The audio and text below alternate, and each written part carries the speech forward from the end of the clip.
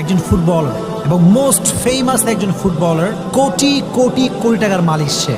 তো তার আমি একটা ভিডিও দেখছিলাম, সেখানে বলা হলো যে সে যখন খেলে আসতো তার হাতে একটা ফোন ছিল, এটা হচ্ছে ভাঙ্গা আইফোন ছিল। তো সাংবাদিক তাকে জিজ্ঞেস করলো যে আপনি এত বড় একজন সেলিব্রিটি, আপনি চাইলে হাজার হাজার আইফোন কিনতে পারেন নতুন, আপনার হাতে ভাঙা আইফোন কেন? তো সাদিও মানে উত্তর করেছিল যে আমি আমার এই ফোনটাকে সার্ভিসিং করে নেব, এটা আমি ঠিক করে নেব, কোনো সমস্যা নাই।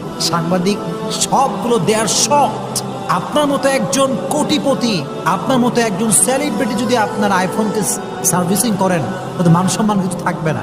তো সে যে উত্তরটা দিয়েছে এটা হার্ট টাচিং ছিল।